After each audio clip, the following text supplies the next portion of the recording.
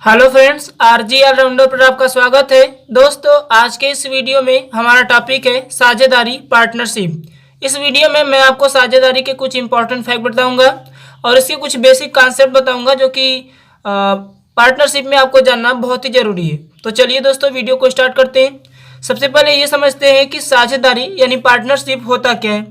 तो इसमें दोस्तों कि जब कोई एक व्यक्ति किसी एक व्यापार या बिजनेस को करने में असमर्थ हो जाता है तब उसे वहां पर पार्टनरशिप की जरूरत पड़ती है। क्या होता है ये बोलेंगे कि जब किसी एक बिजनेस या एक व्यवसाय को दो या दो से अधिक व्यक्ति अपनी अपनी पूंजी लगाकर उस व्यवसाय को करते हैं तो इस तरह के व्यापार को हम बोलते हैं साझेदारी का व्यापार या फिर पार्टनरशिप ही। और जो व्यक्ति अपना पैसा लगाते हैं उन्हें हम आपस में पार्टनर बोलते हैं। और दोस्तों, पार्टनर भी यहाँ पर दो तरीके के होते हैं। एक होता है एक्टिव पार्टनर, एक होता है एक्टिव पार्टनर और दूसरा होता है इनएक्टिव पार्टनर। इनएक्टिव पार्टनर दोस्तों, इन दोनों में क्या अंतर है? जो एक्टिव पार्टनर होता है उसे हम सक्रिय साझेदार बोलते हैं और जो इनएक्टिव पार्टनर होता है उसे हम निष्क्रिय साझेदार बोलते हैं। एक्टिव पार्टनर ऐसा पार्टनर होता है जो व्यापार में बिजनेस में अपना पैसा तो लगाता है और साथ ही साथ उस बिजनेस में काम भी करता है, उसकी देखभाल भी करता है, उसे हम एक्टिव पार्टनर बोलते हैं। और दूसरा वाला जो पार्टनर है ये बोलता है कि भाई मेरे पास तो टाइम नहीं है, पैसा दे देता हूँ और क्या कर कि आप इस धंधे की देखभाल कर और उसके बाद जो लास्ट में प्रॉफिट होगा उसे मेरी पूंजी के हिसाब से मुझे दे देना। तो इस तरह के दो पार्टनर होते हैं। जैसे कुछ और भी पार्टनर हो सकते हैं, जैसे रूम पार्टनर होता है दोस्तों कि किसी रूम का किराया अगर 3,000 रुपये है तो अगर आपने अगर दो लोग आप पार्टनर हुए तो 1500 रुपये में आप भाड़ा दे सकते हैं। इस तरीके से आप पार्टनरशिप अपना लगा सकते हैं। इसमें कुछ और बातों को जान लेते हैं दोस्तों।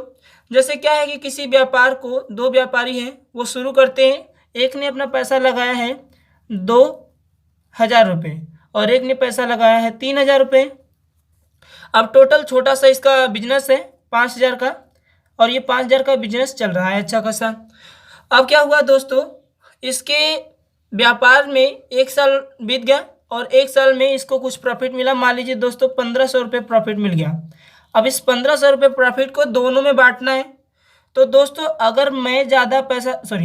अगर मैं कम पैसा लगाता हूँ तो मुझे कम लाभ मिलेंगे और आप ज़्यादा पैसा लगाते हैं तो आपको ज़्यादा लाभ मिलेगा। यानी कि यहाँ पर जो लाभ मिलेगा वो पूंजी के हिसाब से मिलेगा। जिसने कम पूंजी लगाया उसको कम लाभ मिलेगा और जिसने ज़्यादा पूंजी लगाया उसको ज़्यादा लाभ मिलेगा। पर दोस्तों एक बात और ध्यान में देना है कि यदि मान लीजिए कि इसने 2,000 पूंजी लगाई और इसने लगा दी 5 महीने के लिए पूंजी और आपने 3,000 रुपये लगाया, केवल आपने 2 महीने के लिए ही लगाया। तो इस तरीके से इसका जो पूंजी हो जाएगा 5 दूना 10 यानी 10,000 इसकी टोटल पूंजी हो जाएगी और यहाँ से इसका हो जाएगा 3 दूना 6,000 पूंजी हो जाएगी। तो यानी कि समय डिपेंड करता है, केवल पूंजी ही डिपेंड नहीं करती। मतलब कि केवल पूंजी के बेसिस पर हम लाभ को बंटवारा नहीं कर सकते, हमें समय और पूंजी दोनों को ध्यान में रखकर बंटवारा करना पड़ेगा।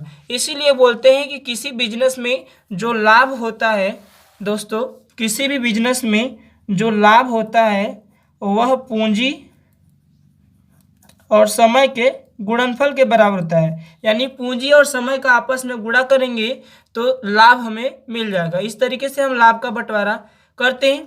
अब कुछ और चीज़ें इसमें जान लेते हैं कि जैसे मान लीजिए कोई दो पार्टनर है तो उनमें लाभ का बंटवारा किस तरीके से होगा। जैसे मान लीजिए दोस्तों यहाँ पर ए और बी दो पार्टनर हैं। अब दो पार्टनर हैं, उन दोनों को हमें लाभ का बंटवारा करना है उन दोनों में। तो क्या करना है, ए की पूंजी लगानी है ना दोस्तों, ए की पूंजी और गुणे ए का टाइम लगाना है समय, और अनुपात में कर देंगे बी की पूंजी तो बी का क्या लगाना है, समय लगाना है। इस तरीके से आप निकाल सकते हैं। इसी तरीके से अगर 3 पार्टनर रहेंगे तो यहाँ पर सी लिख देंगे और उसके बाद सी की पूंजी तो सी का समय।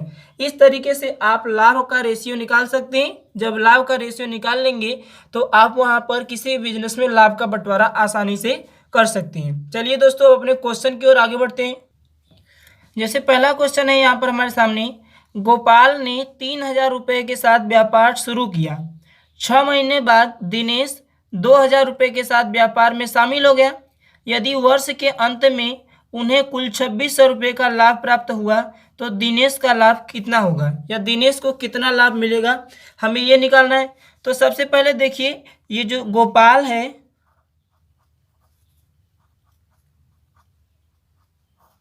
गोपाल की राशि कितनी है दोस्तों, ₹3000। और उसके बाद जब ये 6 महीने तक काम कर लेता है तो 6 महीने के बाद दिनेश आता है और ₹2000 की पूंजी लगाता है, और उसके बाद दोनों साथ में व्यापार करते हैं। एक वर्ष के अंत में लाभ का जो है मान मिल रहा है 2600। तो इसका मतलब गोपाल जो है वो 6 महीने पहले से काम कर रहा है, तो टोटल इसने 1 वर्ष काम किया होगा, और उसी 1 वर्ष का मतलब 12 महीने होता है।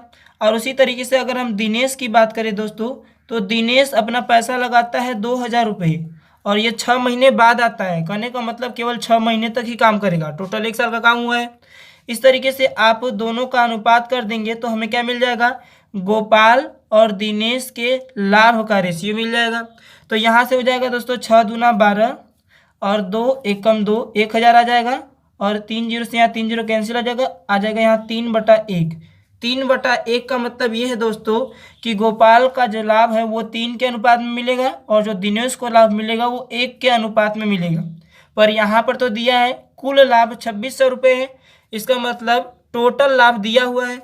तो यहाँ पर भी हमें अनुपात का जोड़ कर देना है, अनुपात को जोड़ देना है, 3 1 4, यानी 4 अनुपात जो है वो 2600 के बराबर है, क्योंकि ये भी लाभ रेशियो में है और ये लाभ रियल में है। तो यहाँ से 4 अनुपात जो है वो 2600 के बराबर हो जाएगा। तो 1 अनुपात अगर हम निकालेंगे तो 2600 और बटे कर देना है 4, यहाँ से हम कैंसिल करेंगे तो 4 छके 24 और 4 पचे 20, यानी कि ₹650। 1 अनुपात 650 के बराबर हो गया।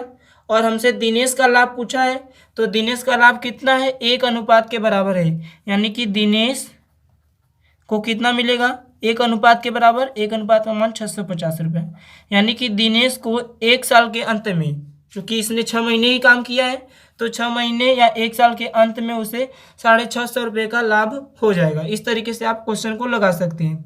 नेक्स्ट क्वेश्चन है दोस्तों हमारे सामने, राम ने ₹35,000 के साथ कोई व्यापार शुरू किया। 6 महीने बाद ₹60,000 के साथ श्याम भी व्यापार में शामिल हो गया। यदि वर्ष के अंत में उसे कुल ₹26,000 का लाभ हुआ तो राम का हिस्सा श्याम से कितना अधिक है। चलिए दोस्तों, ये क्वेश्चन भी बिल्कुल पीछे की तरह है, थोड़ा सा इसमें क्वेश्चन को बढ़ाकर पूछ दिया गया है।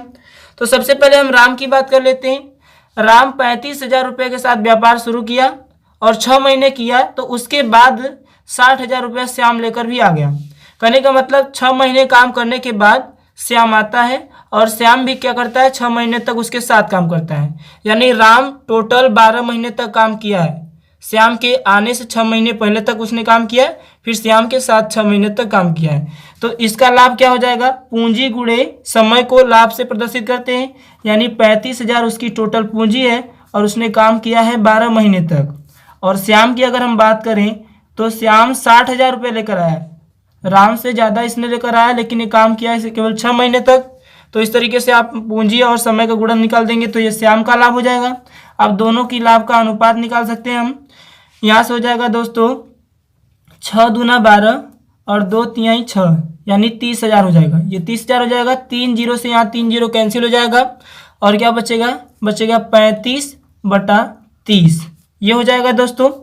अब यहाँ से क्या हो जाएगा, इसको हम काट सकते हैं, 5 7 35 और 5 6 30, यानी आपका जो लाभ हो गया वो 7:6 के लाभ में राम 7:6 के अनुपात में लाभ बंटवारा होगा। राम को 7 अनुपात लाभ मिलेगा तो श्याम को 6 अनुपात का लाभ मिलेगा।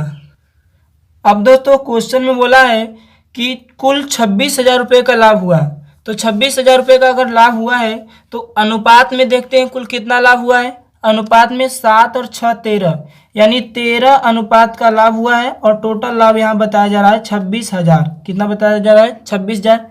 तो अगर हम 1 अनुपात का लाभ निकालें तो यहाँ से हमें मिलेगा 1 अनुपात का लाभ, 13 दूना 26 होता है 2,000। 1 अनुपात का लाभ 2,000 हो गया। और हमें क्या करना है, हमें निकालना है कि राम का जो हिस्सा है वो श्याम से कितना अधिक है।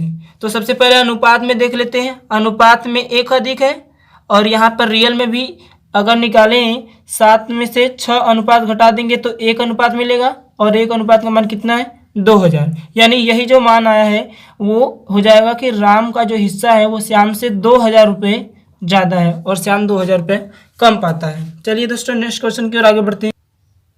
नेक्स्ट क्वेश्चन है दोस्तों हमारे सामने, दिलीप, राम, अमर ने क्रमशः 2700, 8100 तथा 7200 रुपया लगाकर एक व्यापार आरंभ किया। वर्ष के अंत में राम को 3600 रुपया का लाभ हुआ तो उनका कुल लाभ कितना था। तो चलिए दोस्तों 3 व्यक्ति हैं, पहला है दिलीप, दूसरा है राम और तीसरा है अमर। 3 व्यक्ति हैं, तीनों ने अपना अपना पूंजी लगाया। पहले ने लगाया 2700 रुपया, दूसरे ने लगाया 8100 रुपया और तीसरे ने लगाया 7200 रुपया। इस तरीके से उन्होंने अपनी पूंजी लगा दिया और वर्ष के अंत में यानी 1 साल की बात हो रही है तो चाहे आप 1 वर्ष लिखिए चाहे 12 महीना, इसमें गुणा कर देंगे तो ये जो अनुपात मिलेगा ये लाभ का हो जाएगा, क्योंकि पूंजी गुणे समय लाभ को प्रदर्शित करता है। अब यहाँ से अगर हम अनुपात को देखें तो अनुपात को कैंसिल कर सकते हैं। 2 जीरो से 2 जीरो से 2 जीरो से कैंसिल हो जाएगा। यहाँ 27 है तो इसको हम 3 9 27 कर सकते हैं, या फिर 9 से काटेंगे तो 9 3 27, उसके बाद 9 9 81 और उसके बाद 9 8 72। यानी उन तीनों के लाभ का अनुपात मिल गया 3:9:8। क्वेश्चन में बोला है कि राम को 3600 रुपये का लाभ हुआ तो राम के लाभ का अनुपात कितना है 9, यानी 9 अनुपात जो है वो 3600 के बराबर है। तो 1 अनुपात जो हो जाएगा वो 9 चौके 36 यानी 400 रुपये के बराबर हो जाएगा। 1 अनुपात अगर 400 रुपये के बराबर है तो कुल लाभ पूछा गया है। कुल लाभ कितना होगा, सभी के लाभ के रेशियो का योग। तो 9 3 12, 12 8 20, यानी 20 अनुपात का मान निकालना है। 1 अनुपात का मान 400 है तो 20 अनुपात का मान 400 गुणे 20 यानी कि 8 हो जाएगा 8000। कितना हो जाएगा दोस्तों 8000 रुपया जो है उनका टोटल लाभ हो जाएगा। तो इस तरीके से आप क्वेश्चन को सॉल्व कर सकते हैं। नेक्स्ट क्वेश्चन है दोस्तों हमारे सामने, ए, बी तथा सी ने 8000 रुपये, 4000 रुपये और 8000 रुपये के साथ कोई व्यापार शुरू किया। 6 महीने बाद ए व्यापार से हट गया।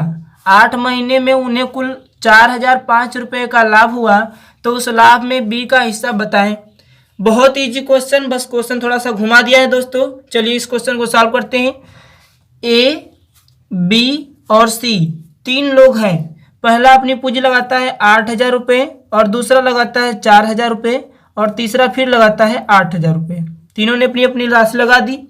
फिर उसके बाद बोला है कि 6 महीने बाद ए जो है व्यापार से हट गया।